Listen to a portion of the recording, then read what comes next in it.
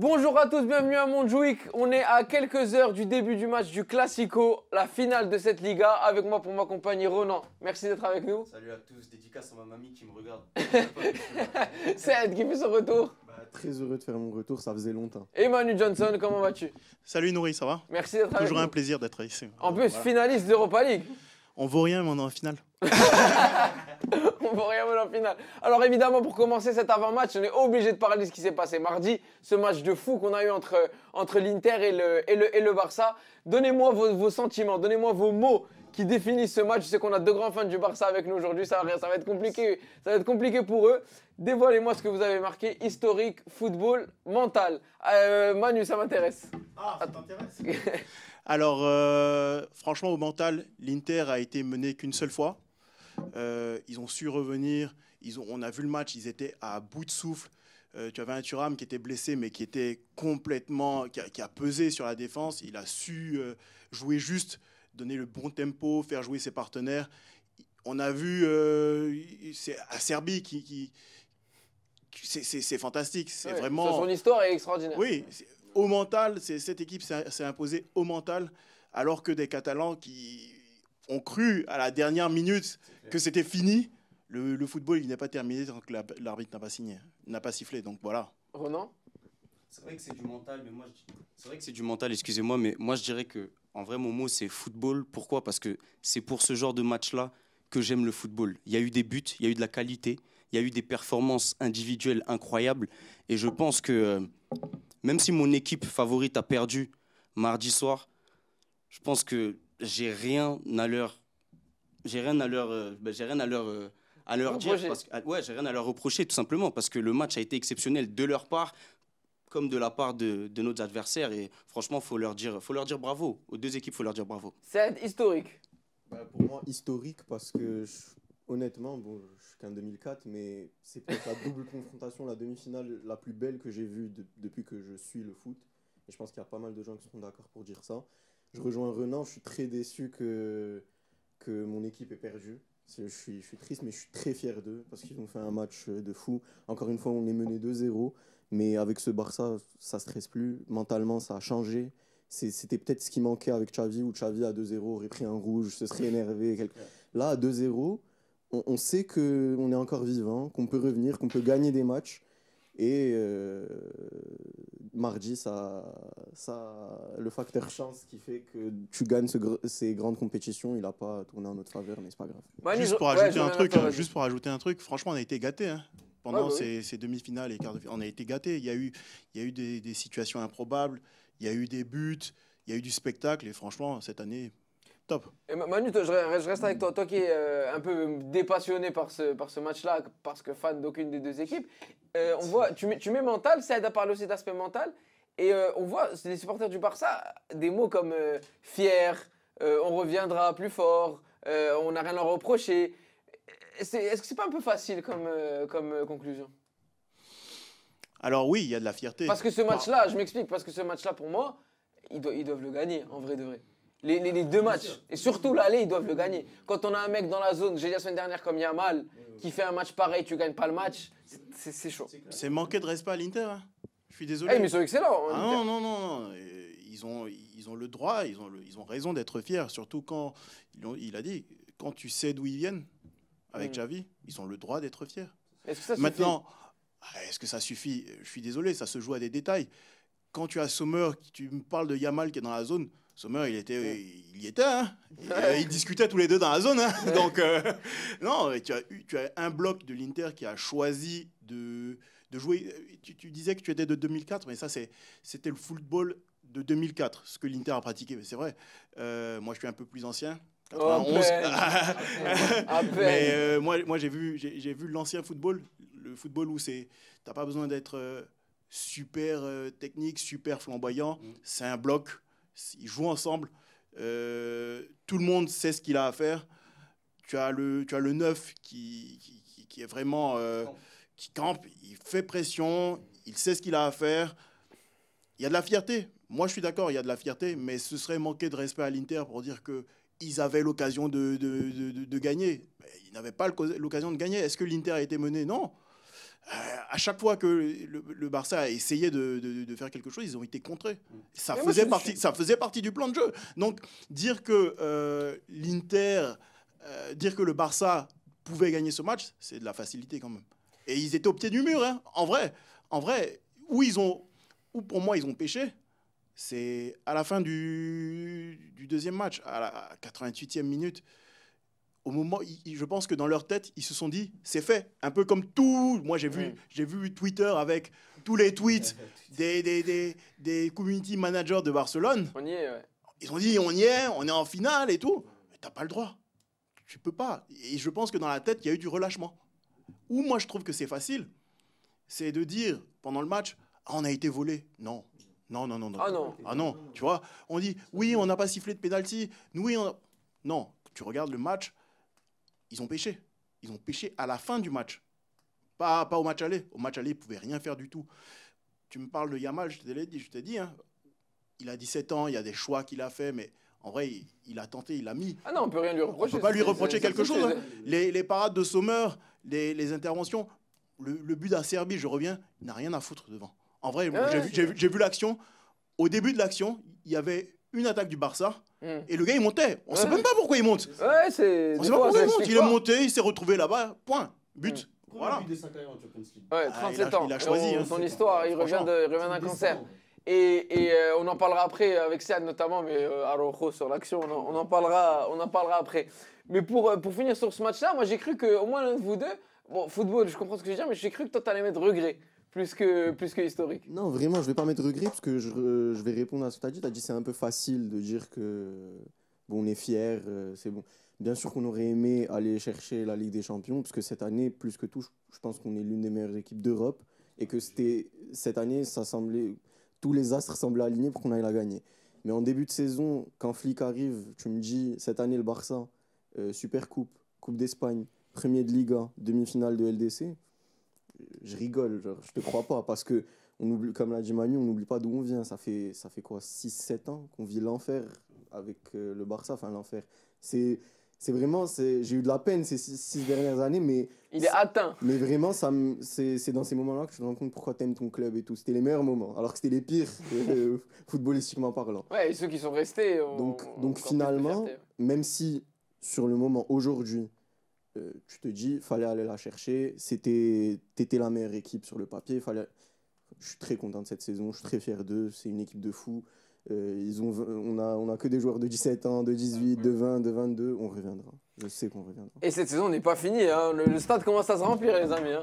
On y est. Ronan, qu'est-ce que tu veux nous finir sur ce match-là? Pour finir le point de mes collègues là, juste là, je pense qu'on reviendra plus fort et je pense qu'on peut être très fier de cette équipe-là parce qu'on a prouvé que même avec une équipe qui n'est pas très expérimentée, on peut respecter le jeu et proposer un très très beau football. Et c'est ça qu'il faut retenir. Je pense qu'on sort la tête haute et je pense qu'on reviendra plus fort comme les joueurs l'ont très bien expliqué en interview. On reviendra plus fort et on reste confiant parce que ce qu'on a vécu ces 6 dernières années, comme mon collègue vient de dire, c'est inoubliable. Et je pense que là, vraiment, il n'y a qu'à regarder plus loin, tout simplement. Passons maintenant, on va rentrer dans cet avant-match, dans ce classico, avec la première vidéo d'un de nos internautes qui m'a laissé une vidéo sur les réseaux sociaux. Je crois que vous le connaissez. Salut tout le monde, salut Nourri, salut les chroniqueurs. Bon, j'aurais aimé être là pour pouvoir discuter avec vous de ce qui ressemble fortement à une finale pour la Liga, mais ça n'a pas été possible. Mais bon, je vais quand même vous donner quelques éléments de ce que je pense de ce match, qui pour moi est quand même assez impronosticable. Évidemment, si on enlevait le contexte, pour moi, sur la saison, sur le nombre de fois où le Barça a battu le Real, et sur le fait que tout simplement j'estime que le Barça a une bien meilleure équipe que le Real, un bien meilleur collectif, un bien meilleur jeu aussi, j'aurais donné le Barça favori assez largement. L'issue de mardi soir vient un peu bousculer cet avis, où je pense que la fraîcheur physique et mentale auront un poids important sur la rencontre. Si je devais me concentrer sur un point en particulier, c'est sur justement la fraîcheur physique et mentale des deux, je dirais, créateurs de jeu, du jeu barcelonais, que sont Pedri et Yamal, où je pense qu'on va quand même être assez d'accord que s'ils ne sont pas en forme, s'ils ne sont pas là pour donner de la vitesse, donner de l'organisation, voilà, contrôler le ballon, etc., le Barça va beaucoup souffrir.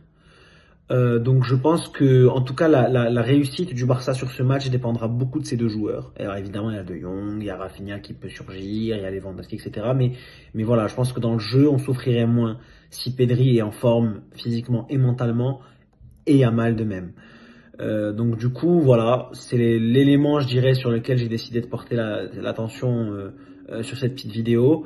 Si je devais donner un prono, je donnerais le Barça légèrement favori sur du 55-45 ou du 60-40. En plus, on joue à Barcelone. Donc voilà, soit 2-1 Barcelone, avec éventuellement un risque de match nul, mais je pense pas que le Real puisse gagner ce match. Donc voilà, vous avez mon avis, et puis à très bientôt, j'espère, pour des nouvelles émissions ensemble. Bisous. Merci Najib, bisous comme tu dis. Donc ça, très intéressant, ça nous amène au premier débat de l'émission. Le duo Yamal-Pedri est-il le meilleur du monde? Les mêmes ardoises, oui, non. Saïd, vas-y, fais-toi plaisir.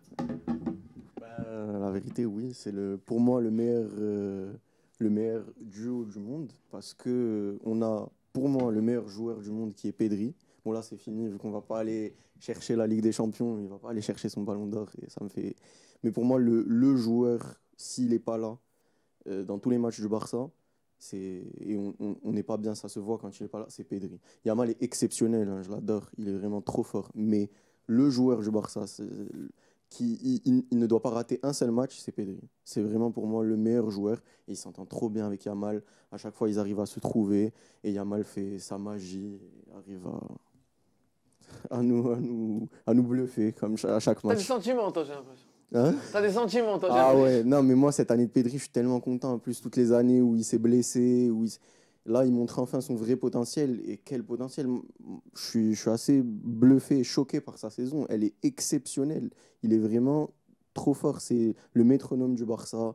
C'est lui qui gère tout. C'est lui qui gère le jeu. Tout passe par lui. Même défensivement, il est là. Il fait des retours incroyables. Il est trop fort. C'est tout. Ronan?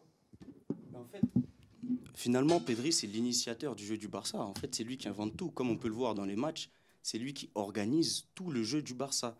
Il situe tous les joueurs du Barça. Et on peut le voir que, comme a dit Sad, c'est le métronome du Barça. Et je pense qu'avec la magie qu'un Yamal, qui a 17 ans à peine, peut faire contre n'importe quel adversaire, je pense que oui, les deux, en termes de stats, bien sûr, c'est pas encore ça, je le sais. Pedri, c'est pas un joueur qui stat beaucoup, mais ceux qui regardent le match, ceux qui connaissent le football savent qu'il n'y a pas l'équivalent de Pedri à l'heure d'aujourd'hui. Dans le foot, il n'y a pas d'équivalent de Pedri. Et je pense que plus Yamal va grandir, plus Yamal va évoluer, parce qu'il n'a que 17 ans, je veux bien le rappeler, il n'a que 17 ans. Il va évoluer et je pense qu'il va encore plus stater dans les années à venir. Et je pense que ce duo-là va que évoluer, tout simplement. Ce duo-là va que prouver. Manu, tu mets non? Ben, sauf si j'ai mal compris la question. Hein. Est-ce que ce sont les joueurs clés du Barça? Oui. Est-ce que c'est le meilleur duo du monde? Non. Donc oui, ils sont très bons. Ils sont à l'initiative. Pedri, je ne vais jamais nier qu'il est vraiment à la baguette. Il donne le tempo. À son poste, on fait difficilement mieux. Mais est-ce que le duo est le meilleur? Je ne suis pas sûr. Yamal, il a 17 ans. On l'a vu même face à l'Inter. Il a manqué de respect à plusieurs pères de famille. Tu vois. Mais en vrai, est-ce que c'est le meilleur duo du monde? Non. Toi, tu vois des joueurs capables dans d'autres clubs de rivaliser? Je vois des duos qui combinent. D'accord? Je vois pas, par exemple, contre l'Inter au match retour, Pedri, il était dans la poche. Hein. Il était dans la poche.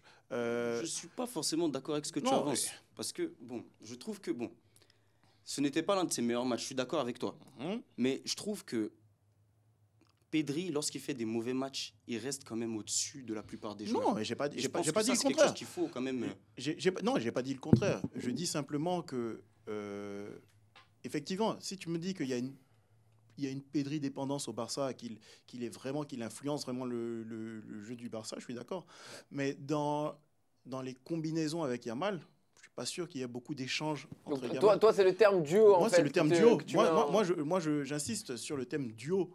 Mais regarde, actuellement à Paris, quand je vois Kvaratskhelia qui échange avec Vitinha, qui échange, vraiment, il y a vraiment cet échange, ce nombre de ballons échangés sur le terme duo de personnes qui combinent ensemble. Non. Si tu me dis, est-ce qu'ils sont les meilleurs à leur poste? Pedri, peut-être. Je ne vois pas beaucoup de gens au-dessus de Pedri, c'est vrai. Yamal, il est jeune, il a beaucoup de potentiel. Il est parmi les 5, 6 5, 3 peut-être à son poste. Tu vois, tu as du Dembélé qui joue là-bas, qui a plus d'expérience, qui a des choix beaucoup plus justes. D'accord? Mais le meilleur duo, non. Non. Yamal, moi je le dis, hein, s'il ne se blesse pas, franchement, il peut te prendre 2-3 ballons d'or. Hein. Il faut qu'il reste concentré. S'il ne se blesse pas, pour l'instant, voilà quoi. Et est-ce qu'on va faire un petit throwback? Est-ce que tu te souviens, lors de la première émission de la saison, qu'est-ce que tu avais dit sur Yamal? Je le dis, hein. En vrai, j'ai pas voulu dire la suite, mais Vas-y. s'il se blesse pas, et qu'il reste concentré, qu'il n'y a pas une femme qui lui met des trucs, Tu avais même dit qu'il n'a pas de problème sexuel. ouais, donc voilà. Tu sais, Nourri, moi je vais te dire quelque chose. Je pense qu'on met n'importe quelle personne qui ne connaît pas le football devant un match de Yamal en Champions League. Je pense qu'à la fin du match, cette personne-là va te dire le meilleur joueur, c'est Lamine Yamal. Parce que dans le contenu des matchs, c'est le meilleur à son poste. Moi, je ne suis pas là à dire que c'est le top 6 ou le top 5. Je pense qu'on l'a bien vu face à l'Inter dans les hautes sphères du football. Je pense qu'il est vraiment à un autre niveau à cet âge-là, en fait. Et c'est pour ça, en fait, que, bon, je peux te rejoindre sur le fait qu'on peut confondre duo et joueur clé. Je peux être d'accord sur ce fait-là, mais en fait, lorsqu'on parle de ces deux joueurs, je pense que dans les matchs, ils combinent assez souvent, parce que Pedri joue un petit peu partout au milieu et surtout accentue sur le côté Yamal, on ne va pas se mentir. Mais surtout, je pense qu'ils attaquent à deux et je pense que ce sont les deux meilleurs à leur poste, tout simplement. C'est manquer de respect quand même à Rafinha. Je suis désolé. Pedri, il combine avec tout le monde, mais ses combinaisons les plus précises, c'est avec Rafinha. Soyons clairs. Yamal, effectivement, moi, je peux comprendre. Tu es catalan. Tu manques d'objectivité. Mais en vrai, j'ai entendu beaucoup de Catalans dire « Ouais, mais Yamal, il a gâché beaucoup d'occasions contre l'Inter. » Il est jeune. Tu as raison. À son âge, je n'ai pas vu beaucoup de gens faire ce qu'il fait. Hein. Parce que même Messi, à son âge, je ne pense pas qu'il faisait tout ça. Il avait de la magie, mais... Il n'était pas titulaire déjà. Déjà, tu vois. Donc, Yamal, à son âge, ce qu'il fait, c'est extraordinaire. Ça, on va pas on va jamais se mentir là-dessus. Maintenant, il y a beaucoup de choses qui rentrent en ligne de compte. Il y a la technique. Techniquement, je suis pas sûr qu'il y ait quelqu'un devant lui. Mais il y a la justesse de jeu. Il y a la compréhension de jeu. Je veux dire, il y a la finition. C'est pour ça que je te dis, actuellement, quand tu as un gars comme Dembélé, ça joue beaucoup plus juste. À une époque, je t'aurais dit, si on m'avait dit que Dembélé allait jouer aussi juste, franchement, on n'aurait pas cru, tu vois. Mais actuellement, Dembélé, ce qu'il fait, c'est magique. C'est magique. Il est précis, il rate pas, il gâche pas les occasions. À une époque, il gâchait beaucoup. Il joue juste, il te débloque des matchs. On a vu contre Arsenal, on l'a vu dans plusieurs occasions. Il a une occasion, un but, tu vois. Et là, pour l'instant, Dembélé, il y est. Sur l'ensemble, tu vois. Sur l'ensemble, oui. Mais techniquement, oui, Yamal, c'est bon, c'est beau, c'est magique, tu vois. Mais il reste encore des petits trucs à peaufiner. D'accord? Moi, je te rejoins pas sur c'est pas un duo, parce que je trouve que c'est vraiment le duo du Barça. Au début de saison, Pedri combinait beaucoup avec Rafinha et Yamal, mais je trouve que sur l'année 2025, avec un peu la baisse de forme de Rafinha, il a beaucoup combiné avec Yamal. Vraiment, ils se cherchent tout le temps, les deux. Toujours, ils se cherchent une passe longue, une passe en profondeur, une transversale. Du coup, pour moi, c'est pour ça que c'est vraiment un vrai duo. Et la performance que Yamal te fait dans la double confrontation contre l'Inter, moi, je ne l'en veux même pas pour les occasions gâchées, parce qu'il y en a plus qui sont... Elles sont bonifiées par ce qu'il fait. Pratiquement toutes les occasions, quand il y a Yamal, c'est une bonne occasion. Parce que pour moi, cette double confrontation qu'il fait, c'est une performance de meilleur joueur du monde. Ça, je vais être objectif, ça ne l'est pas encore, évidemment. Il a 17 ans, il a plein d'axes d'amélioration, tout ça. Mais cette performance qu'il vient de faire, le mais, il est là. Comme tu as dit sur Dembélé, il est là pour la suite. Dembélé fait une saison extraordinaire. Mais Yamal vient de prouver que même à 17 ans, il peut... En tout cas, et peut-être que ce match-là qui va avoir lieu tout à l'heure, il va peut-être influer aussi sur le Ballon d'Or et ce qui va se passer tout à l'heure. Si Yamal nous sort un triplé, on ne sait jamais. Je pense que la Ligue des Champions est un plus gros point. Bien sûr, évidemment. On va parler un peu du Real Madrid en passant à la deuxième vidéo. Frérot Nouri, j'espère que tu vas bien mon frérot. Écoute, je te fais cette vidéo pour te dire ce que je pense du Classico de dimanche. Écoute, c'est un Classico qui est assez compliqué pour le Real, qui va annoncer est-ce qu'on va faire une saison blanche ou pas, même si on a gagné la Super Coupe d'Espagne, la Super Coupe d'Europe, la Coupe du Monde des clubs, mais perdu la Copa del Rey, la Champions League contre Arsenal. Écoute, je pense que cette année, la Liga est pour le Barça. La Liga est pour le Barça, ils ont un très beau jeu depuis l'arrivée d'Hansi Flick. Je pense aussi, avec les défenseurs qu'on a dimanche, j'espère qu'on va pas prendre trop de buts. On va pas se prendre trop de buts, mais je pense, une victoire du Barça. Même s'ils ont joué 120 minutes contre l'Inter, ils ont perdu, ils ont un moral à zéro, mais ils veulent gagner la Liga pour gagner au moins tous les titres d'Espagne. Et ils le méritent, ils ont fait une très belle saison. Le Real a été très fragile cette année, très fragile. Pas de défense depuis la blessure de Carvajal, défense très faible. On a Mendy maintenant qui est blessé. Ça sera très compliqué. Écoute, pour moi dimanche, je vois malheureusement une victoire du Barça. J'espère pas écrasante, mais je vois une victoire du Barça.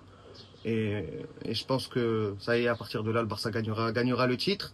Après, on sait jamais, on connaît le Real, on peut s'attendre à tout. Si le Real gagne, il restera un point. Le Barça joue des matchs compliqués à la fin. Je joue contre l'Atlético Bilbao, je joue contre Villarreal. Le Real joue aussi à Séville, contre Séville. Écoute, pour un bon enjeu, j'espère que le Real va gagner pour qu'il y ait une belle fin de Liga. Mais je pense que le Barça va gagner. Merci mon ami d'avoir fait cette vidéo. Les amis, le Real Madrid peut-il vraiment remporter la Liga? Je dis vraiment parce que mathématiquement c'est encore possible, surtout s'ils gagnent le Classico. Mais est-ce que vous pensez qu'ils ont réellement une chance de remporter la Liga? Allez-y. Non. Merci, vous m'aidez, vous êtes copains, vous. Alors, je vais d'abord donner la parole au bon élève. Ronan, vas-y. Parce que les deux ont mis un point d'interrogation. Micro, Ronan. Ok, alors moi, tout simplement, j'ai mis non parce que, bon, à l'heure actuelle, qui est le premier? Le FC Barcelone. L'équipe qui est en pole position, c'est le FC Barcelone. Je pense que pour l'honneur d'avoir perdu en Champions League face à l'Inter, je pense qu'on se doit d'aller chercher ce trophée, donc la Liga, qui est quand même un trophée assez important sur la saison. Quand même, c'est le deuxième trophée. Je tiens à souligner quand même que c'est le deuxième trophée le plus important de la saison. Donc je pense que, non, pour l'honneur, on va aller le chercher. On a les joueurs pour. Et même si j'avoue que le Real a cet orgueil d'aller chercher quand même une victoire sur la saison quand même contre le Barça, qui est son plus grand rival, je pense que on a les moyens de le faire et tout simplement on va gagner. Il faut avoir confiance en nous pour gagner cette Liga-là. Ced? Alors moi j'ai entièrement confiance en Hansi Flick, mais je veux rebondir sur ce que Najib a dit dans la première vidéo, c'est que ce match, Najib, il revient partout. il est impronosticable. Voilà. Ouais. Le match est impronosticable parce qu'il a relevé quelque chose de très juste, c'est que dans une heure, on ne sait pas comment les joueurs du Barça vont arriver, avec quel état d'esprit. Est-ce qu'ils sont encore affectés par la défaite de mardi? Est-ce qu'ils ont mis tout ça derrière eux? Est-ce que les jambes sont lourdes? Parce que 120 minutes contre l'Inter, 120 minutes contre le Real en Super Coupe d'Espagne, on n'a pas beaucoup de rotation, à part au milieu. Les joueurs jouent pratiquement tous les 3 jours.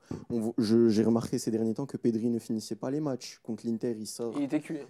En Super Coupe d'Espagne, il sort. Il joue même pas les prolongations. Bon, Yamal, il a 17 ans, il peut jouer tous les matchs. Mais je sens une fatigue. Je sais pas là, dans une heure, comment ils vont arriver. Est-ce que ils auront le moral dans les chaussettes? Est-ce qu'ils seront pas bien? Et c'est un classico. Le Real joue sa saison dans une heure. Et c'est pour ça que je me dis que c'est impronosticable. Sinon, hors contexte, évidemment, le Barça est bien meilleur collectivement. Et j'ai confiance en Hansi Flick qui a dû faire un travail monstrueux pour les requinquer, les remettre dedans, leur dire que la saison n'est pas finie, qu'il faut aller chercher cette Liga parce que tout le travail qu'ils ont fait depuis le début de saison, il ne doit pas servir à rien parce que c'est, comme il l'a dit, le trophée le plus honnête. C'est le trophée où tu joues chaque semaine qui montre que tu joues bien ou tu joues mal ou pas. Donc je pense que côté mental, j'espère en tout cas, et je fais confiance à Hansi Flick sur ça, j'espère ne pas trop me faire de soucis, mais on ne sait jamais. Manu? Ronan, c'est ça le problème des Catalans. Vous n'apprenez jamais. Mais la saison n'est pas finie. C'est ce que je disais tout à l'heure. Le match n'est pas fini. Vous dites que c'est cuit, c'est fait. Vous êtes qualifié. Regarde, il te reste 3 journées. Après, ouais. 3 journées après. Dont 2 matchs compliqués. Ouais, bon, après, sur les matchs compliqués, le Real aussi a son lot de trucs. Mais c'est pas fini. Effectivement, les planètes semblent alignées. Il y a quoi? Il y a 4 points d'écart. Ça a l'air bon, mais il y a trop de choses qui rentrent en ligne de compte. Du côté du Real, je pense qu'on va en parler après, mais c'est pas mieux. Mais côté Barcelone, tu as joué 120 minutes. 120 Bien minutes sûr. à haute intensité. Moi, Là, très haute Bien sûr, intensité émotionnelle et physique. c'est ça. Donc, Oui, côté mental, je ne sais pas. Comme tu as dit, côté mental, je ne sais pas. Tu as la volonté de terminer parce que, bon, techniquement, tu veux gagner ce truc. Mais les jambes, le physique, ça parle. Hein. Le Bien physique, sûr. ça parle. Tu as le Real qui a joué moins de matchs que toi actuellement. Ils n'ont pas eu la pression de la Ligue des Champions récemment. Eux aussi, techniquement, c'est tout ce qu'il leur reste. Ils sont morts de faim. Ils ont besoin de laver cet honneur parce que c'est un grand club, il ne faut pas l'oublier. Il y a eu des affronts, il y a eu des fessées, il y a eu de l'humiliation. Donc, à ce niveau-là, je ne peux pas pronostiquer, je ne peux pas dire... Parce que là, imagine, dans quelques minutes, imagine, défaite du Barça. Il reste Un point. C'est clair. Il reste C'est rien, un point. comme- Ça n'a pas souvent été... Je ne sais plus si ça a été déjà fait, parce qu'il reste un point, il reste 3 matchs. Franchement, le football est fait de telle sorte à ce qu'on ne sache pas. On ne sache Bien vraiment sûr. pas. Je ne peux pas me lancer là et dire, ouais, ils vont gagner. Et ils vont le faire. Ils vont gagner la Liga. Ils ont beaucoup de chances. Ils ont plusieurs chances de gagner. Mais tu as une équipe qui n'a plus rien à perdre, c'est le Real. Actuellement, il y a victoire du Real là tout de suite. Il y a pression sur le Barça. Mentalement, Mentalement, ça change. Mentalement, la pression change de côté. Tu auras un Barça qui va aborder tous ses matchs en ayant le souffle du Real dans le dos. bien sûr. Et récemment, on a vu les matchs du Barça. Hein. C'était pas des victoires triomphantes. Comme C'était le Real, j'ai envie de dire. Ouais, mais le Real, eux, je pas suis de désolé, pression. ils n'ont plus rien. Ouais. Ils n'ont plus rien à J'ai une perdre. certaine pression quand même, Et- parce que s'ils font un match nul ou s'ils perdent, c'est fini pour Oui, eux. mais Oui, on s'attend mais pas à gagner. justement, Le Real ne s'attend pas à gagner la Liga. maintenant. Effectivement, Un petit peu quand si même. Barcelone gagne, c'est cuit. On le sait, Oui, c'est fini, oui. c'est fini. Ce ne sera pas que mathématiquement, mais ce sera plus dans la suite, c'est fini. Mais là, on a une victoire du Real, les cartes sont redistribuées. Bien sûr. La pression change de camp. Comme je dis, tu n'as pas ces derniers matchs du Barça, tu sentais plus la domination qu'il y avait Ouais. en début de saison. Tu as des jambes qui sont lourdes et la pression elle change de côté. Tu auras tout le monde qui va dire ah mais s'ils gagnent, s'ils perdent ou s'ils font un match nul, justement on va se dire ça. S'ils perdent ou s'ils font un match nul, c'est fini. Hein. Tu as le Real qui, si le Real prend 3 points de plus que après un faux pas, je suis pas sûr qu'ils vont lâcher. Hein. Ouais. Je suis pas sûr. Après devant, le Real aussi, c'est pas le meilleur des élèves actuellement. Voilà. Donc, on verra. Il y a beaucoup de choses, il y a beaucoup de bricolage. Mais tu sens que depuis quelque temps, Ancelotti n'a plus rien à perdre. Tu vois, il n'a rien à foutre. C'est clair. Bah, on va en parler après sur la c'est vrai, compo c'est qui va rien mettre, à qui est foutre. inédite. Donc, voilà. C'est vrai. Franchement, donc, on verra. Après, comme tu as dit, les jambes sont lourdes pour tout le monde. Hein. C'est la fin de saison. Donc, la fin de saison est lourde pour le Real aussi. Et je tiens à souligner que ce n'est pas un excès de confiance. Je n'ai pas dit qu'on allait gagner face au FC Barcelone. Enfin, face au Real Madrid, pardon. J'ai juste dit que je pense que, enfin, comme la question le dit très bien, je pense que bon, la Liga est pour le FC Barcelone. Je ne dis pas forcément qu'on va gagner ce match-là. Ça se peut qu'on fasse Ah, donc toi, tu penses que même en cas de défaite, le Barça reste. Mais en fait, mathématiquement, on a quand même plus de chances. Donc, il faut le prendre en compte, ce fait. Le foot, c'est pas les mathématiques. Bien sûr, Arrête. c'est pas des mathématiques, mais si on le voit comme ça, je pense qu'on a affiché quand même de meilleures performances que le Real Madrid. Et je pense qu'on doit aussi avoir confiance en nous et ne pas lâcher, comme Hansi Flick nous Mais a là, tu es dans le insufflé au cours de- passé. nous a insufflé au cours de cette Mais ça, saison. c'est le passé. Tu te dis, on a eu des meilleures performances que le Real Madrid. C'est vrai. Hum. On est d'accord. Mais le problème, Là, c'est pas ce qui s'est passé derrière. Là, le problème, c'est qu'est-ce qui va se passer devant. Le problème, c'est si, parce que là, on peut dire avec des si, tout peut se passer. Si là, maintenant, Barcelone perd son match, moi je le dis, hein, c'est pour ça que j'ai mis un gros point d'interrogation. S'ils perdent le match, c'est autre chose. C'est autre chose. Il reste trois matchs. C'est vrai que côté calendrier, c'est un peu plus light. Mais le dernier match, tu joues. C'est light pour nous. Non. Je suis désolé. Le dernier match, le Real joue contre qui son dernier match? Le dernier grand match, c'est joué à Séville. Ouais. Non, Séville, c'est qui joue le dernier match? Qui joue contre Bilbao? C'est Vous jouez à Bilbao. Ouais, Qui joue contre la Sociedad? C'est le Real. Non, Non, personne. Nous, on joue l'Espagnol chez eux. L'Espagnol et Villarreal. Oui, Espagnol, Villarreal, mais c'est quoi le Bilbao. calendrier du Real? Le Real, il y a Séville. Il y a Séville, mais il y a 2 matchs simples après. Ouais. Il me semble qu'il y a la Sociedad. Il me semble qu'il y a la Sociedad. On les a déjà joués 2 fois. Déjà non, c'est pas la Sociedad. Il faudrait qu'on vérifie. C'est le calendrier du Barça qui est très... Il faudrait voir si tu peux vérifier. Mais je vérifie en direct. Vérifie. Tu nous dis, mais je pense que le calendrier actuellement, pour moi, il est favorable au Real. Un peu plus, mais je pense que c'est du 50-50, un peu plus défavorable pour le Barça. Mais... Le Real reçoit Mallorca, va à Séville et reçoit la Sociedad. Ben voilà. Donc le dernier match, c'est la Sociedad.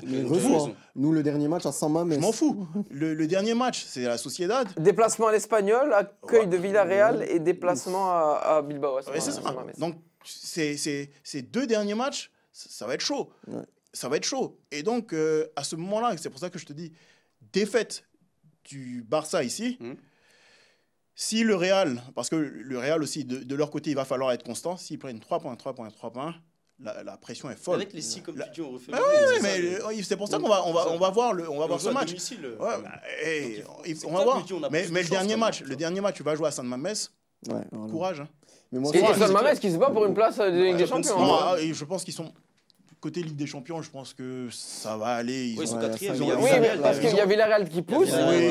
Mais l'Espagne va peut-être avoir 5 places. Ouais, mais en vrai, ils ont 9 orteils en Ligue des Champions. Mais je pense que franchement, tu vas jouer à San Mamés. Mais là, après Bilbao, ils ont pris un coup. Ils viennent de perdre 2 fois contre une petite équipe. Contre le 15e de PL. Mais je suis désolé, le 15e de PL, de la manière dont ils jouent en Première Ligue, et la manière dont ils jouent en Europe, ils n'ont pas perdu en Europe. Hein. Oui, je sais. Ils n'ont pas perdu en Europe. C'était pour te dire. Moi, j'ai vu le match. Moi, je suis allé voir le match. Ah oui, tu y étais en plus. Ah oui. De Lyon. De Lyon, pardon. Je suis allé voir le match de Lyon. Demande aux Lyonnais. Hein. Les gars, ils ont un mental de fou. Et c'est pas commun. C'est pas commun. C'est un match de fou. Le match de l'année. J'avais plus de voix, je peux te dire. J'étais dans les bras de quelqu'un que je connaissais pas. Non, mais pour revenir au Real. Ah oui. Je peux te dire que pour l'instant, c'est pas fait. C'est pas du tout fait. C'est pas fait, bien sûr. Moi, je dis, si là, tout de suite, Barcelone gagne, c'est fini. Si Barcelone perd, Mais donc, pour répondre à cette question, à la question de Nouri, qu'est-ce qu'on doit répondre? Mais moi, j'en sais rien. C'est pour ça que je t'ai mis un gros point d'interrogation. J'en sais rien. Et c'est pour ça que c'est un gros si. Comme tu dis, avec des si, tu refais le match. Je ne sais pas. Je ne sais pas. Là, franchement, c'est dur. Je ne sais pas. C'est très tendu. Je sais pas. Voilà. C'est que c'est tendu, c'est clair. On va repasser sur le Barça, sur un aspect plus tactique qui tient à cœur notre ami Ced. Voici la 3e vidéo. Bonjour à tous, bonjour Nouri, j'espère que tout le monde va bien. Ce dimanche, on a un match d'une grande ampleur, une grande affiche très très importante pour la suite de la Liga, à savoir ce Classico. Déjà, merci Nouri pour l'invitation. Je te cache pas que c'est difficile de parler de foot, de parler du Barça après la défaite de mardi contre l'Inter. Mais bon, c'est le devoir et quand le devoir appelle, il faut y répondre. Alors moi, je vois un match très serré. Dans la mesure où on a certes un Barça qui a ses forces, mais on a un Real où je pense qu'Ancelotti commence à comprendre que son approche en début de saison, c'était pas la bonne. On voit qu'il commence à donner beaucoup de temps de jeu à des joueurs comme Arda Güler qui performent lorsqu'ils sont présents, à rééquilibrer un peu plus son équipe avec des milieux à 4 comme on a pu le voir lors de la finale de la Copa del Rey. Maintenant, je vois aussi un Barça revanchard. Je vois une équipe de jeunes qui n'a pas froid aux yeux, qui sait ce qu'elle vaut et qui a cœur de rendre au Barça sa gloire. Je vois une victoire du Barça. mais pas sur une large différence de but comme on a pu le voir lors des deux premiers classicos de la saison, à savoir le 4-0 et le 5-2, dont tu te rappelles très bien, Nouri, je pense. Mais je vois un beau match de foot, à l'image de celui de la Copa del Rey, qui était très très beau et très serré et qui s'est débloqué qu'au cours de la prolongation. Je pense que le Barça a pu prouver lors des 3 matchs qu'elle connaît la tactique pour limiter l'armada offensive du Real. J'ai vu Ancelotti parler de la ligne haute du Barça, mais j'ai envie de lui dire où étaient ses apprentissages pendant les 3 premiers. Et néanmoins, voilà, je vois une victoire du Barça par une petite différence de but, mais je vois pas une grande humiliation. Merci beaucoup. Merci, tu as fait rire Manu Johnson. Il y en a eu tellement cette saison. Il a dit, je vois pas une grande humiliation. Donc on va partir sur la question. Il a parlé tactique à la fin et d'Ancelotti qui vient de se réveiller sur la ligne haute du Barça. La défense haute du Barça est-elle kamikaze? Allez-y, oui ou non? C'est à toi qui es prêt, vas-y, prends la parole tout de suite, on y va, vas-y. Donc, moi j'ai mis non parce que c'est le plan de jeu du Barça, il est clair. Et moi cette année en fait ce qui m'énerve c'est on a provoqué je sais pas combien de hors-jeu grâce à ce piège, 200, on a battu un record. Et quand il y a une action, 10 actions dans l'année où ça passe pas, on entend des critiques. Oui, je vous avais dit que cette ligne était trop haute, que nanana, comme Omar Da Fonseca que tu connais. Mais quand ça a marché 200 fois... Omar qui est dans la cabine juste à côté d'ailleurs. Quand ça a marché 200 fois, 250 fois et que ça marche pas 20 fois, je vois pas en quoi c'est un problème ou qu'elle est kamikaze. Moi, je trouve pas qu'il y a des gens qui disent que Mardi, Hansi Flick à 3-2, pourquoi il redescend pas le bloc. Je me souviens du match, on était dans l'euphorie du match, mais j'ai revu la fin.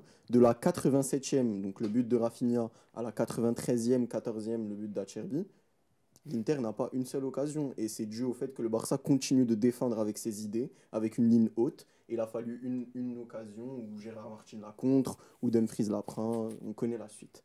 En fait, moi, je te rejoins sur tous les arguments que tu as dit, mais justement, c'est pour ça que c'est justement un kamikaze. Moi, justement, je trouve que c'est une équipe qui assume le fait de jouer haut et justement d'encaisser des buts.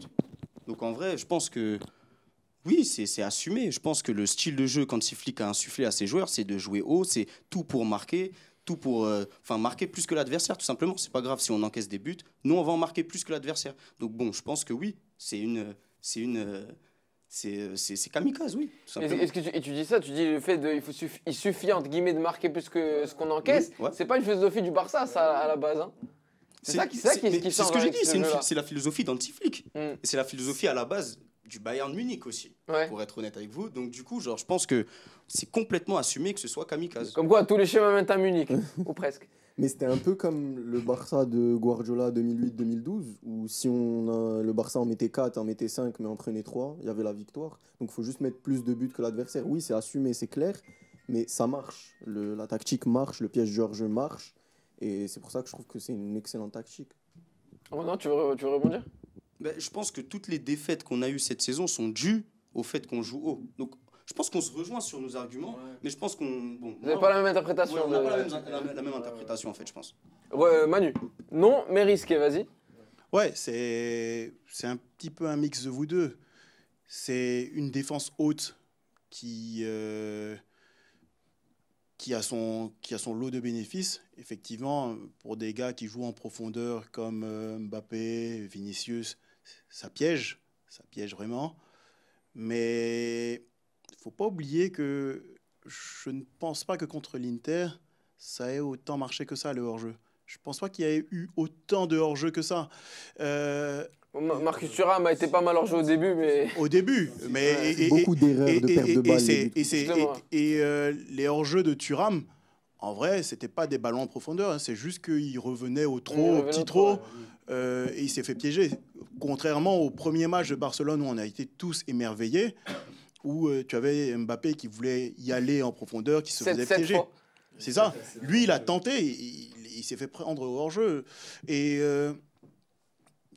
effectivement, Ancelotti, on a beau dire qu'il n'a pas appris pendant les 3 premiers matchs, mais je pense que le ratio de hors-jeu, il descendait au fur et à mesure. Hein. Il descend au fur et à mesure. Et jouer haut comme ça, c'est risqué. Parce que si tu as des gens qui mettent de l'eau dans leur vin et qui savent comment se positionner par rapport à l'adversaire, juste histoire de ne pas partir avant l'adversaire, parce que des Vinicius, des Mbappé, ils vont vite. Je veux dire, tu mets Gérard Martin, tu mets Araujo, tu mets ce que tu veux. Donne-leur 1 mètre d'avance, ils ne vont pas avoir le ballon. Donc, et je pense que ce qu'il faut faire, et c'est ce qu'il faut qu'ils apprennent, c'est justement faire le pas en arrière pour repartir ensuite. Et puis, c'est ce qui est bien, c'est ce qui est terrible dans cette tactique du hors-jeu, c'est qu'ils montent. Ils vont dans le sens contraire du but. Ouais. Donne-leur 1 mètre d'avance. Donne-leur 1 mètre d'avance et tu verras. Ils vont aller plus vite. C'est ça qu'il faut travailler. Et derrière, je pense, hein, on va voir les compos, mais je ne suis pas sûr que que Rodrigo commence le match. A priori, non. Je ne suis pas sûr qu'il va commencer le match. Ce que j'entends dans les couloirs, a priori. Donc, on verra.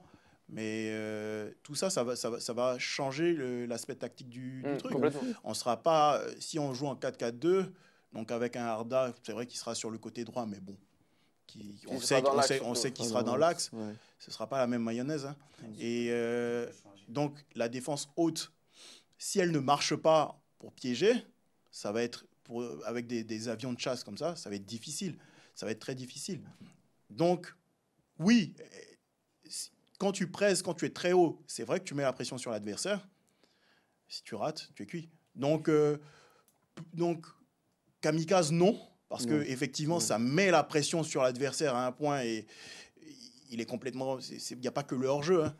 Tu mets la pression sur l'adversaire offensivement, mais si l'adversaire réussit à contourner ce truc, bravo. Et au-delà de, à mon avis, au-delà de l'adversaire, surtout les joueurs que tu as. Quand tu as Koundé, Ce que j'allais dire. quand tu as Inigo qui est bon, quand tu as Koubarsi et quand tu as Baldé, joue-le. C'est- Quand tu as Gérard Martin, d'un côté, le pauvre gars, il s'est fait incendier en première mi-temps, il cale quand même 2 passes ici, on l'oublie vite. Quand tu as Araujo qui est à côté de ses chaussures et Hector Fort à droite qui n'est pas extraordinaire, c'est complètement kamikaze et complètement injouable de jouer avec un des 4 au moins qui n'est pas un joueur de football de top niveau. C'est ce que j'allais rebondir sur ce que tu disais. Si pour moi, et heureusement que tu l'as dit Nouri, parce que je vais parler là de Araujo, À toi l'honneur. si Koubarsi, si Inigo ne sont pas là, c'est-à-dire des joueurs avec un cerveau, qui n'ont pas des qualités athlétiques folles comme Araujo, mais qui ont un cerveau, qui savent jouer avec leurs pieds et qui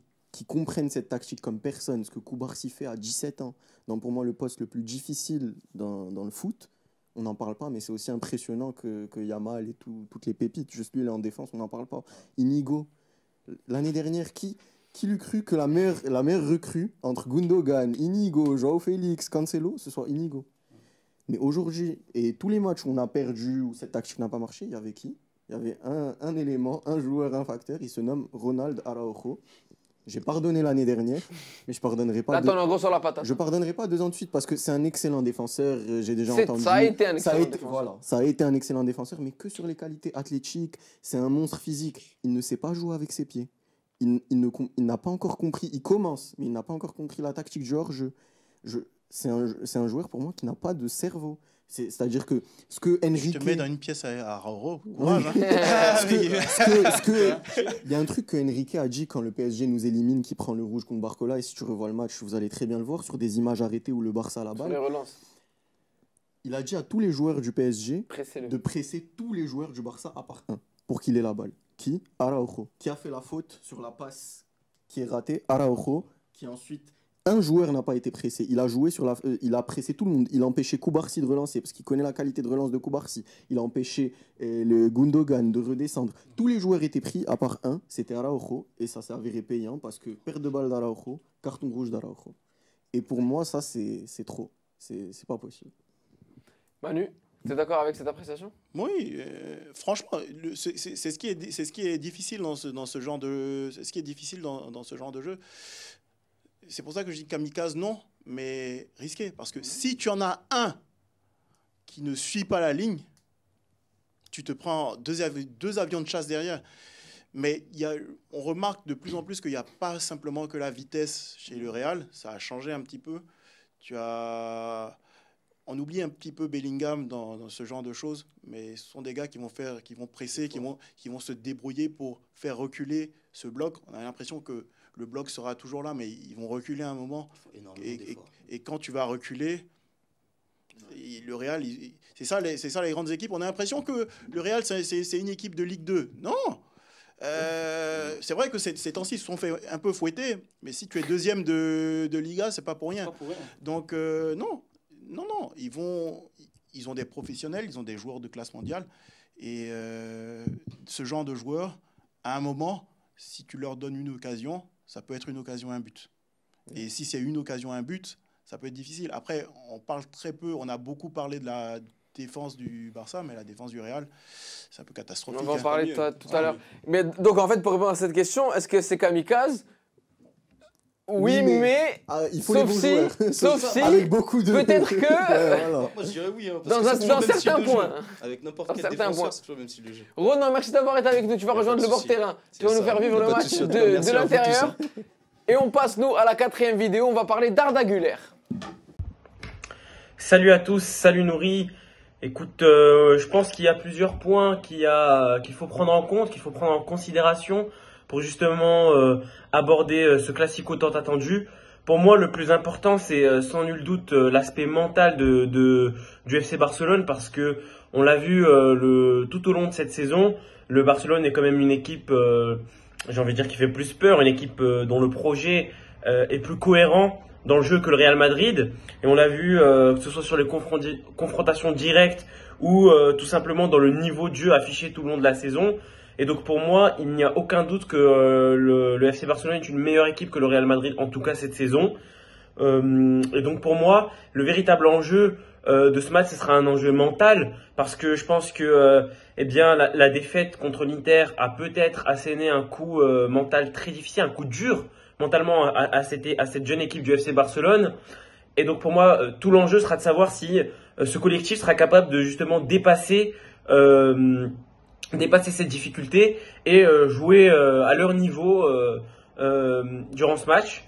Je pense que s'ils arrivent à faire ça, il n'y a rien qui les empêcherait de gagner cette rencontre et de se rapprocher un peu plus de cette Liga. Le deuxième point à prendre en considération pour moi, c'est la présence ou non d'Arda Güler et comment le FC Barcelone, comment le collectif catalan va réussir à gérer cette menace. Parce qu'on l'a vu le week-end dernier face au Celta Vigo, Arda Güler est un joueur très technique, très à l'aise balle au pied, qui sait faire preuve d'une certaine créativité pour les actions, pour mener à bien des actions. Et on a vu une super connexion avec Kylian Mbappé. Et je pense que c'est quelque chose qui a cruellement manqué au Real Madrid cette saison. Et c'est pour ça que je n'ai aucun doute quant au fait que Carlo Ancelotti va remettre Arda Güler, va titulariser Arda Güler durant ce classico. Et pour moi, ce sera comment le milieu de terrain barcelonais va réussir justement, et la défense également, va réussir à contenir cette menace. C'est pour moi les deux enjeux, les deux points clés de cette rencontre, en espérant bien sûr voir une 4e victoire de rang pour les hommes d'Hansi Flick. Merci Smaïl pour ta vidéo. Alors, Arda Güler peut-il s'imposer au Real Madrid? Oui, donc on annonce titulaire, hein. C'est quasiment sûr qu'il sera titulaire tout à l'heure pour la première fois dans un classico d'ailleurs. Ced, vas-y. Pour moi, la question est assez simple, c'est oui, il peut s'imposer au Real. Il a montré, il n'a pas eu beaucoup d'occasions de le montrer, mais c'est un bon joueur qui montre de belles choses quand il est sur le terrain. C'est un joueur d'avenir pour le Real, il est jeune. Je pense que c'est la fin d'Ancelotti au Real. Oui, on va en parler aussi. Et je pense qu'avec un nouveau coach aussi, il peut prendre un nouveau départ. Il peut s'imposer comme un titulaire l'année prochaine au Real Madrid.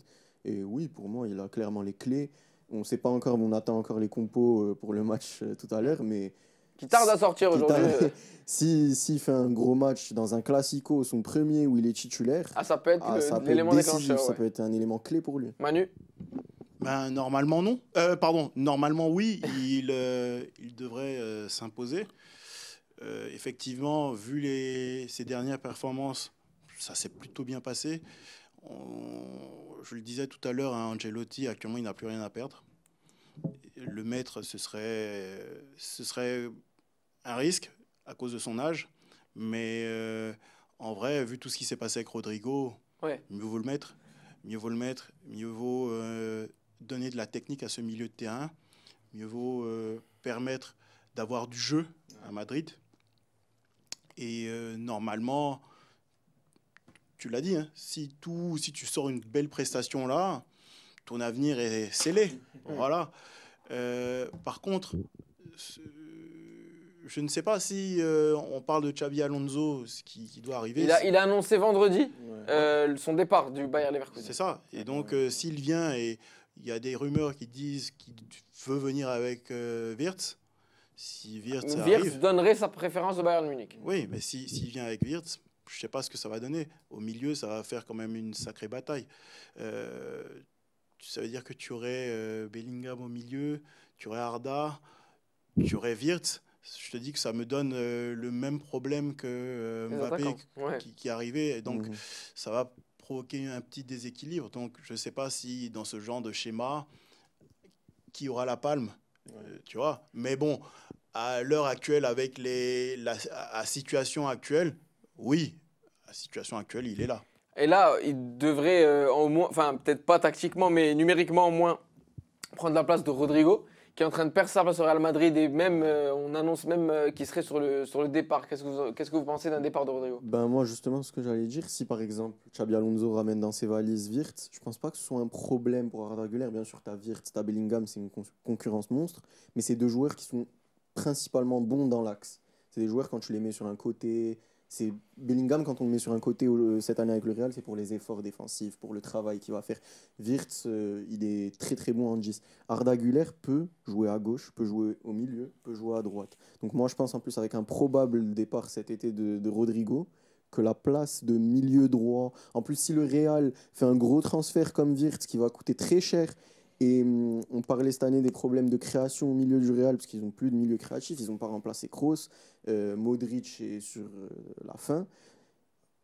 Güler, en jouant milieu droit, ailier droit, mais pas un vrai ailier droit comme Rodrigo, peut apporter cette créativité au milieu pour l'année prochaine ou même cette fin de saison.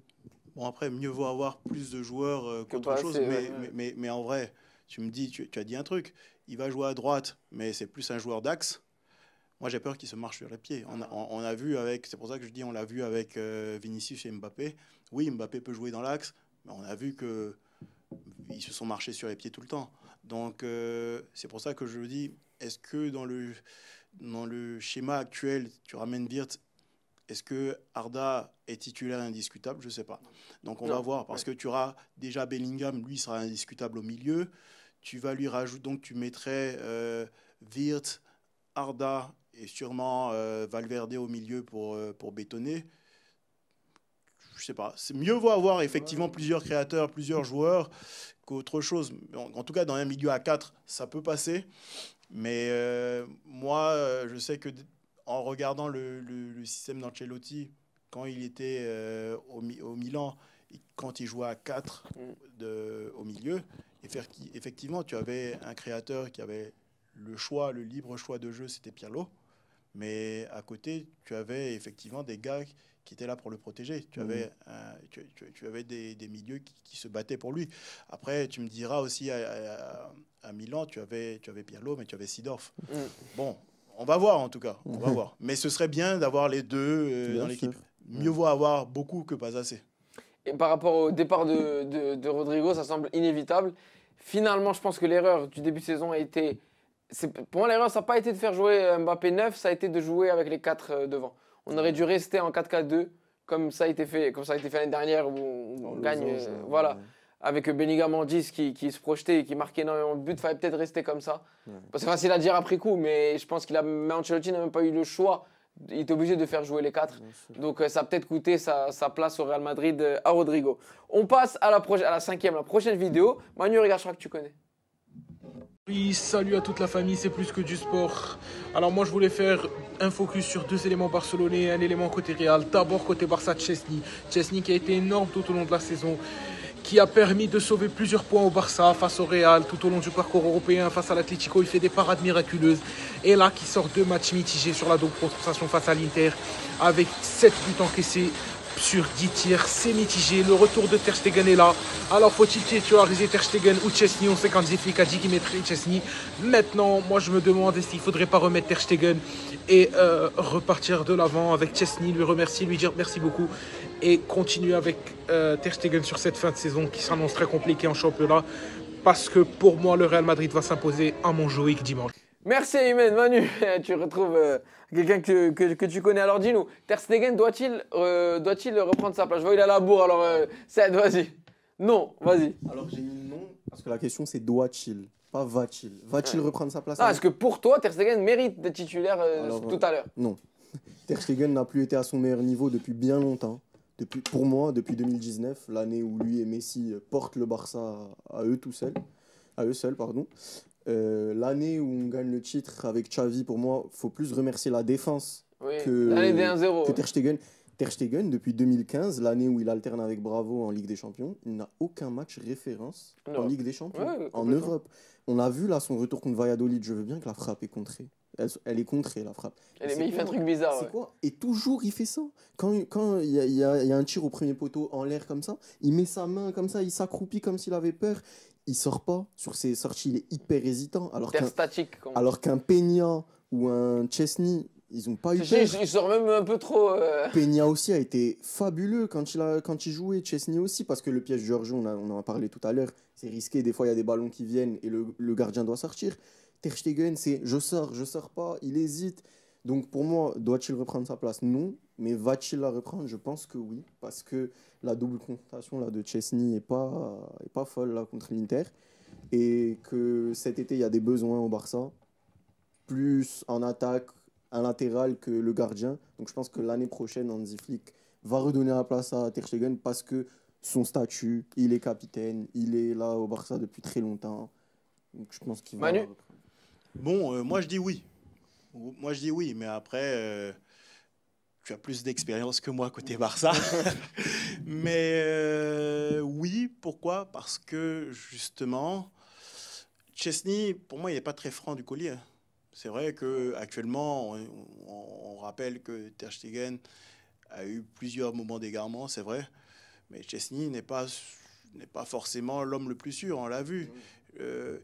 Il a réalisé combien d'arrêts déjà? Je suis pas sûr qu'il ait... Sur l'Inter, il encaisse 7 buts sur 10 tirs. Oui, 10 tirs cadrés. Donc, et je pense pas qu'il réalise des arrêts en tant que tel. Et je pense que c'est pas ses premiers matchs où il est décrié. Dernièrement, en championnat, avant le match contre l'Inter, il en prend beaucoup aussi. Ça fait plusieurs matchs où il n'est pas décisif.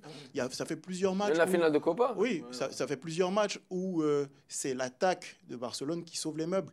Donc, je ne sais pas si... c'est vrai que Ter Stegen, il a été catastrophique, je ne sais pas. Oui. Mais il en a pris. Mais Chesney, actuellement, c'est pas pour moi le meilleur rempart. Hein. Je ne sais pas, on verra. Après il se blesse, il sort d'une longue indisponibilité. Donc, physiquement... Est-ce que c'est le meilleur choix de le remettre?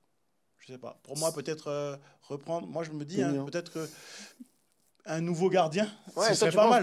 C'était ma question. Je ne pense pas qu'il faille acheter un gardien. Moi, je pense justement, il faut acheter un nouveau gardien. Mais je pense que cet été, ils ne vont pas aller vers ça. Parce que... Après, il n'y a pas les sous. Exactement. Tu sais que les choix du Barça en termes de transfert, ils sont limités. Et je pense qu'ils préfèrent plus se pencher vers un attaquant, vers un latéral, vers des joueurs de champ. Je pense que le problème du gardien sera adressé le mercato d'été prochain, pas celui-là. Et donc, je me dis que l'année prochaine, ça va être inquiétant côté gardien. Parce que ça tenait qu'à moi, l'année prochaine, si cet été, tu ne vas pas chercher de gardien, bien sûr, je mets Iñaki Peña. Parce que Chesney, peut-être qu'il ne sera pas à son... Parce que début 2025, Chesney, c'était clean sheet sur clean sheet. Il faisait des parades de fou. Il était vraiment excellent. On ne comprenait pas le choix d'arrêter de titulariser Iñaki Peña comme ça. Ça s'est passé du jour au lendemain, depuis la Super Coupe d'Espagne contre le Real. Et finalement, le choix s'est avéré payant, mais contre l'Inter, pas du tout. Début 2025, il y a un facteur que tu ne prends pas en compte, c'est l'état de forme de la défense du Barça. Moi, je dis toujours, un gardien, tu le vois quand sa défense est catastrophique. Et moi, et je le dis, derrière, Onana, il avait une superbe défense quand il était à l'Inter. Quand il arrive dans des situations où on a besoin de lui en dernier rempart, c'est chaud. C'est chaud. Et c'est là que tu vois la valeur d'un gardien. Le gardien, il doit être ça doit être le rempart, le mur. Ouais. Quand ta défense flanche, c'est toi qui dois aller chercher. C'est pour ça que je dis, bon, Chesney, c'est pas forcément... Là, la défense a les jambes lourdes.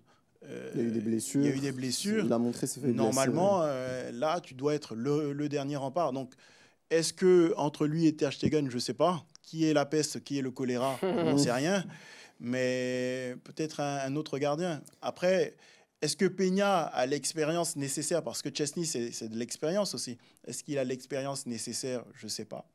Est-ce qu'il faut un autre gardien? Sûrement. Oui, sûrement. Est-ce qu'il y a les fonds nécessaires? Je ne pense pas. Sûrement pas. Je pense qu'ils vont se Voilà. concentrer d'abord sur, comme j'ai dit, un attaquant, un latéral droit. Ou un défenseur. milieu, Il faut peut-être resserrer la défense pour avoir plus de certitude derrière, quoi. Voilà. Ouais, mais pour finir, je pense que Ter Stegen va reprendre sa place. Du fait juste de son statut, que ce soit le capitaine, son ancienneté, Oui, je pense qu'il va la reprendre. C'est vrai. Pas...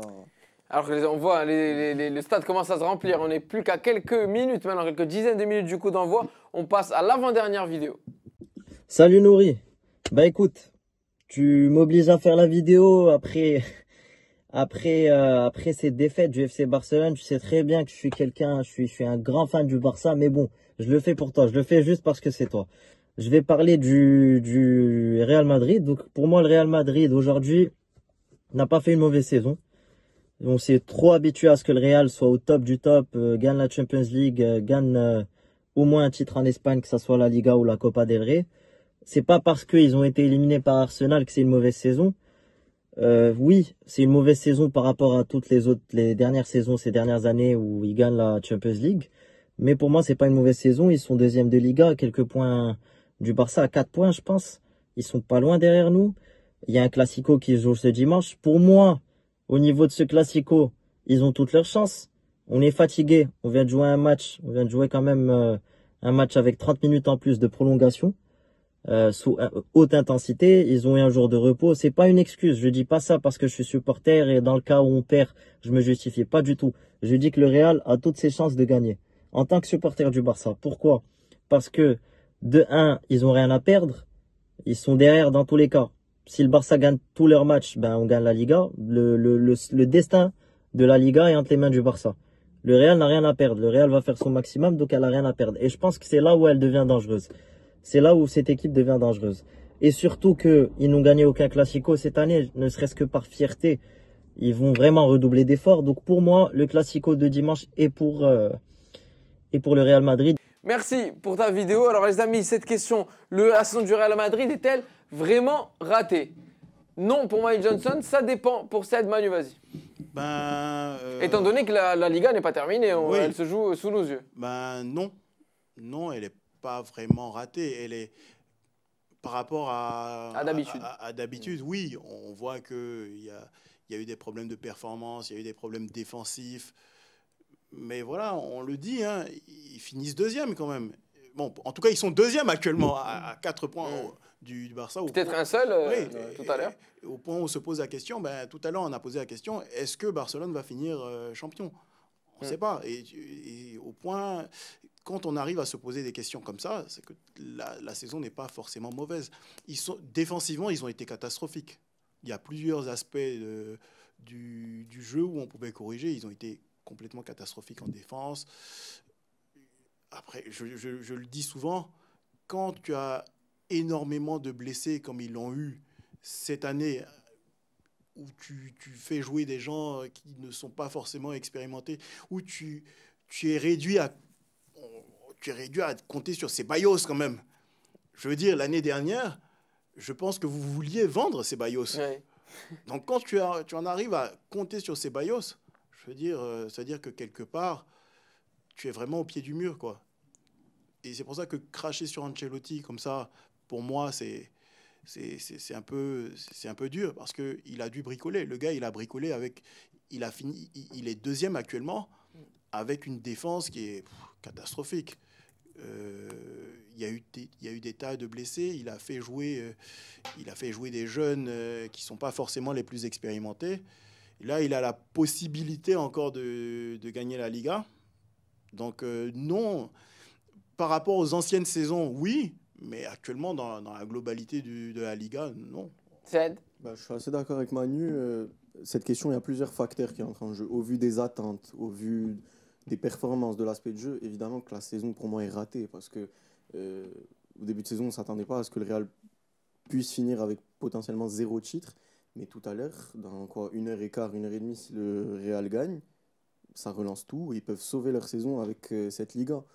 Après, c'est, comme j'ai dit, au niveau des attentes au début de saison, ce qu'ils ont produit là depuis tout ce qu'on voit, leur niveau de jeu, leur plan de jeu, c'est très décevant. Donc, à ce niveau-là, oui, footballistiquement parlant, la saison est ratée, mais elle peut être sauvée dans quelques... Ce serait pas mal quand même de voir que le Real chope la Liga au nez à la barbe du Barça. Mais ça va donner du spectacle de fou. Mais à mon sens, si le Real prend la Liga, peut-être ça va choquer ce que je vais dire, mais la saison du Barça est plus ratée que celle du Real. Oui.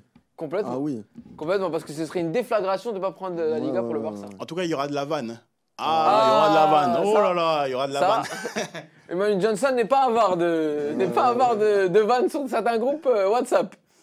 Les amis, dernière vidéo, on passe au prono. Bonjour à tous. Alors pour ce match Barça-Real, le Real doivent sauver leur saison et le Barça, ils réalisent une superbe saison. Je pense qu'on n'avait pas vu une saison comme ça du Barça depuis l'époque Luis Enrique. Honnêtement, moi je vois bien le Barça gagner, donc fermer le débat sur cette Liga. Pour mon pronostic, je vois bien un 2-1 du Barça, une victoire 2-1. Le Real vont quand même tout donner, mais je pense que le Barça seront supérieurs. Donc 2-1 Barça. Merci Ced. Donc 2-1 pour mon ami Ced. Ced qui est là avec nous. Qu'est-ce que tu nous dis? Alors moi je dis 3-1 pour le Barça. 3-1 pour le Barça. Parce que malgré tout, ça fait 1 heure qu'on parle, on attend le match, on n'en peut plus. On va aller s'asseoir, prendre nos places. On tient plus en place. Mais je pense qu'avec tout ce qu'on a vu cette saison, et pour moi, la Liga ne ment pas. C'est, comme je t'ai dit, le titre le plus honnête. Les hommes ne mentent pas, mais pas la Liga. Exactement. J'ai une entière... Les hommes mentent, pardon, mais pas la Liga. J'ai une entière confiance en Hansi Flick. Il leur a parlé. Mentalement, ça va. J'espère que ça va aller. Et je pense que le Barça est une meilleure équipe aujourd'hui que le Real. Et je pense que ça va le faire. 3-1, Manu Johnson. Oh là Non, honnêtement. 4-3 pour le Real Madrid. Ouais. Honnêtement. Je sais Alors pas. là, je signe tout de suite. Je sais pas. Mais vu ce qu'on a vu ces derniers jours, allez, on met un 3-4. Et juste pour la beauté, pour ce qui va se passer, beaucoup de buts. Un Barça qui mène, un Barça qui revient. Le Real qui passe devant. Juste pour avoir du suspense, tu vois, à la fin. Ouais, allez, on va mettre un 4-3 et puis on verra. Ah, et comme vous m'avez demandé de me mouiller moi aussi, 2-1 pour le Real Madrid qui relancerait la Liga. Mais malgré tout, je pense que le Barça va remporter cette Liga. Moi, je pense qu'il y aura du but. Hein. Franchement, 2-1, j'ai voulu mettre 2-1, mais je pense qu'il y aura du but. Non, 4-3, ça me semble un peu énorme quand même. Écoute, je pense qu'on aura un match débridé. Tu imagines si ça marque tôt? Oh là là! Oh là là! Allez! Allez les amis, merci d'avoir été avec nous, merci Manu, merci Ced, merci Ronan qui est déjà au bord terrain, il va faire son John Ferreira de Beansport. Merci à tous ceux qui ont envoyé des vidéos, merci à tous ceux qui nous suivent sur les réseaux sociaux, merci Antoine en régie que j'ai pressé aujourd'hui, il n'a pas encore mangé le pauvre. Et moi je vous donne rendez-vous très vite pour de nouvelles vidéos, salut.